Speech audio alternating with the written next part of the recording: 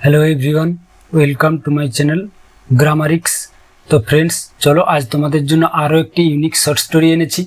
এই স্টোরির মাধ্যমে আমরা ইংরেজি রিডিং কিভাবে করতে হয়, তার থেকে কিভাবে বাংলা মানে করতে হয় ও পাশাপাশি কিছু বেসিক ভোকাবুলারি এবং গ্রামাটিক্যাল কনসেপ্টও জেনে নেব। তো তোমরা যারা ইংরেজি রিডিং পড়তে তোমাদের অসুবিধা হচ্ছে বা তার থেকে বাংলা মানে করতে অসুবিধা হচ্ছে, স্পেশালি ভিডিওটি তাদের জন্য। তো তোমরা ভিডিওটি স্কিপ না করে দেখতে থাকো, তাড়াতাড়ি তোমরা ইংরেজি রিডিং শিখে যাবে।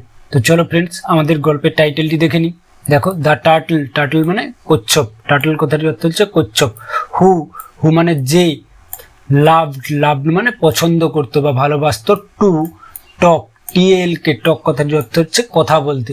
তাহলে কচ্ছপটি যে কথা বলতে পছন্দ করত। তো দেখো ফ্রেন্ডস গল্পে কি বলেছে দেখো, টু সোয়ানস। সোয়ানস মানে হচ্ছে রাজহাঁস। তাহলে দুটো রাজহাঁস অ্যান্ড এবং আর টকেটিভ। টকেটিভ কথাটি অর্থ হচ্ছে বাচাল, অর্থাৎ যারা খুব অত্যাধিক কথাবার্তা বলতে বা গল্প করতে পছন্দ করে তাদেরকে ইংরেজিতে টকেটিভ বলে। তাহলে আর টকেটিভ টার্টল একটি বাচাল কচ্ছপ। লিভড। লিভড মানে বাস করতো। LIV লিভ মানে বাস করা। যেহেতু পাস্ট ফর্ম ইউজ করা হয়েছে, সিম্পল পাস্ট ফর্ম, সেজন্য ভার্বের সেকেন্ড ফর্ম বা পাস্ট ফর্ম লিভড ইউজ করা হয়েছে। বাস করতো কোথায় না ইন আ লেক। লেক কথাটির অর্থ হচ্ছে হ্রদে। তাহলে দুটো রাজহাঁস এবং একটি কচ্ছপ একটি হ্রদে বাস করত। তারপরে দেখো দে তারা, ওয়ার। ওয়ার মানে ছিল। Close friends. ক্লোজ মানে হচ্ছে বন্ধু, কিন্তু ক্লোজ ফ্রেন্ডস কথাটি একসাথে অর্থ হচ্ছে ঘনিষ্ঠ বন্ধু। তাহলে ক্লোজ ফ্রেন্ডস কথাটির অর্থ কি ঘনিষ্ঠ বন্ধু। তারপরে দেখো ইন দ্য সামার। সামার কথাটির অর্থ হচ্ছে গ্রীষ্মকালে বা গ্রীষ্মে। তাহলে গ্রীষ্মকালে হোয়েন যখন দ্য লেক। লেক মানে হ্রদটি।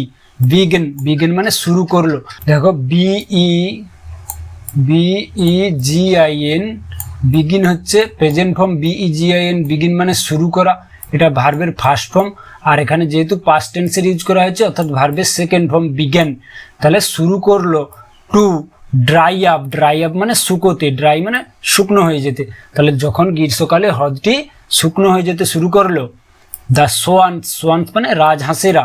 ডিসাইডেড। ডিসাইডেড মানে ঠিক করলো বা সিদ্ধান্ত নিল। তাহলে DECID ডিসাইড হচ্ছে মূল ভার্ব, যেহেতু পাস্ট টেন্স এই জন্য ভার্বের সেকেন্ড ফর্ম ইউজ করা হয়েছে ডিসাইডেড। তাহলে ঠিক করলো কি করতে, টু মুভ। মুভ মানে সরে যেতে বা চলে যেতে। কোথায় না টু অ্যানাদার। অ্যানাদার মানে অন্য। লেক। লেক মানে হ্রদে। তাহলে অন্য হ্রদে চলে যেতে তারা সিদ্ধান্ত নিল দুটো রাজহাঁস। তারপরে দেখো কি বলেছে, বাট কিন্তু দ্য টার্টল। টার্টল মানে কচ্ছপটি কুড নট ফ্লাই। ফ্লাই মানে উড়তে। কুড হচ্ছে পারতো না। কুড কথাটির অর্থ হচ্ছে পারতো না। তাহলে ক্যানের পাস্ট ফর্ম হচ্ছে কুড। তাহলে ক্যান একটি মোডাল ভার্ব, কুডও মোডাল ভার্ব। এখানে ক্যানের পাস্ট ফর্ম কুড ইউজ করা হয়েছে। তাহলে কুড কখন ইউজ করা হয় না অতীতকালে কেউ কোনো কাজ পারতো না বোঝাতে আমরা কুড ব্যবহার করি। তাহলে কচ্ছপটি কি উড়তে পারতো না। কুড নট ফ্লাই মানে উড়তে পারতো না। তারপরে দেখো সো সুতরাং বা সেই জন্য হি সে আক্সড। আক্সড মানে বলল। ASK আস্ক মানে বলা, তার সেকেন্ড ফর্ম ইউজ করা হয়েছে বলল। দ্য সোয়ানস। সোয়ানস মানে রাজহাঁসেদেরকে কি করতে না টু ফাইন্ড। ফাইন্ড মানে খুঁজতে। আর স্ট্রং। স্ট্রং মানে শক্ত বা মজবুত। উডেন। উডেন কথাটির অর্থ হচ্ছে কাঠের। স্টিক লাঠি। তাহলে একটি কাঠের লাঠি খুঁজতে তাদেরকে বলল শক্ত কাঠের লাঠি খুঁজতে। Wooden stick. উডেন মানে হচ্ছে কাঠের লাঠি। হ্যাঁ, তারপরে দেখো হি সেড সে বলল। তাহলে সে ভার্বের SAY।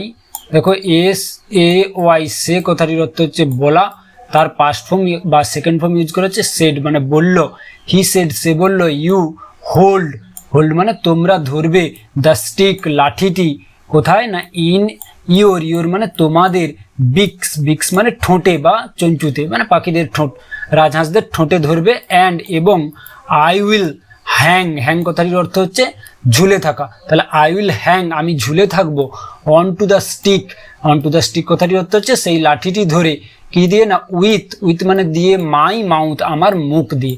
তাহলে কচ্ছপটি সেই দুটি রাজহাঁসকে কি বললো যে তোমরা লাঠিটি শক্ত করে তোমাদের ঠোঁটের মধ্যে ধরে থাকবে আর আমি আমার মুখ দিয়ে সেই লাঠিটিকে ধরে ঝুলে থাকবো। তারপরে দেখো দিস ওয়ে। দিস ওয়ে মানে এইভাবে। All of us. All of us মানে আমাদের সবাই। অল মানে সবাই। Of us. আস মানে আমাদের। তাহলে আমাদের সবাই। ক্যান। ক্যান মানে পারবো। মুভ যেতে। কোথায় টু দ্য নিউ, নিউ কথাটির অর্থ হচ্ছে নতুন, লেক, লেক মানে হ্রদে। তাহলে এইভাবে আমরা সবাই নতুন হ্রদে যেতে পারবো। দেখো ক্যানও একটা মোডাল ভার্ব, এটা প্রেজেন্ট ফর্মে ইউজ করা হয়েছে। তাহলে ক্যান, ক্যান মানে কোনো কিছু পারা বোঝাতে আমরা এই মোডাল ভার্বটি ইউজ করি। তারপরে দেখো দা সোয়ান্স, সোয়ান্স মানে রাজহাঁসেরা। সেড, সেড মানে বলল, কি বলল? ইউ আর টকেটিভ, টকেটিভ মানে আগেই বলেছি যে বাচাল। তাহলে ইউ আর, ইউ মানে তুমি, আর মানে হও, টকেটিভ কথার অর্থ হচ্ছে বাচাল, তুমি বাচাল বা খুব কথাবার্তা বলো। হোয়াট ইফ, কি হবে? ইউ যদি, ইউ মানে তুমি, ওপেন খোলো, ইউর মাউথ। তাহলে হোয়াট ইফ কি হবে যদি তুমি তোমার মুখ খোলো, ওপেন মানে খোলা, ইউর মানে তোমার, মাউথ মানে মুখ, যদি তোমার মুখ খোলো তাহলে কি হবে? রাজহাঁস দুটো বলল। তারপরে দেখো দ্য টার্টল, কচ্ছপটি, প্রমিস, PROMISE, প্রমিস মানে প্রতিশ্রুতি দেওয়া বা কথা দেওয়া। ভার্বের সেকেন্ড ফর্ম ইউজ করা হয়েছে, এই জন্য ডি দেওয়া হয়েছে। প্রমিস মানে প্রতিশ্রুতি দিল বা কথা দিল। টু কিপ, কিপ মানে থাকতে। কোয়াইট, কোয়াইট মানে শান্ত বা চুপচাপ। তাহলে কচ্ছপটি কথা দিল কি সে চুপচাপ থাকবে। তারপরে দেখো নেক্সট মর্নিং, নেক্সট মানে পরের দিন, মর্নিং মানে সকালে, তাহলে পরের দিন সকালে। দে মানে তারা। বিগেন, বিগেন মানে শুরু করলো, আগেই বলেছি বিগিন ভার্বের পাস্ট ফর্ম হচ্ছে বা সেকেন্ড ফর্ম হচ্ছে বিগেন। বিগেন মানে শুরু করলো, কি শুরু করলো? না দেয়ার, দেয়ার মানে তাদের, জার্নি, জার্নি মানে ভ্রমণ বা যাত্রা। তাহলে পরের দিন সকালে তারা তাদের যাত্রা শুরু করলো। তারপরে দেখো দ্য টার্টল, কচ্ছপটি, ওয়াজ অ্যামেজড, অ্যামেজ কথাটির অর্থ হচ্ছে অভিভূত হওয়া বা অবাক হয়ে যাওয়া। তাহলে অভিভূত হয়ে গেল কি দেখে? না অ্যাট দ্য সাইটস, সাইটস মানে দর্শনীয় স্থান, SIGHTS, সাইটস মানে দর্শনীয় স্থান বা দৃশ্যগুলি দেখে। ফ্রম, ফ্রম মানে থেকে। অ্যাভব, অ্যাভব মানে ওপর থেকে। তাহলে অ্যাভব কথাটির অর্থ কি? ওপর থেকে। তাহলে কচ্ছপটি অভিভূত হয়ে গেল বা অবাক হয়ে গেল সেই ওপর থেকে দৃশ্যগুলি দেখে বা দর্শনীয় স্থানগুলি দেখে। তারপরে দেখো কি বলেছে? হোয়েন মানে যখন। দে তারা। ফ্লিউ, ফ্লিউ মানে উড়লো, FLOY, ফ্লাই, ফ্লাই কথাটির অর্থ হচ্ছে ওড়া। এখানে ফ্লিউ হচ্ছে এই ফ্লাই ভার্বের সেকেন্ড ফর্ম বা পাস্ট ফর্ম। তাহলে হোয়েন দে ফ্লিউ ওভার, যখন তারা উড়ে গেল, দ্য লেক সেই হ্রদের উপর দিয়ে।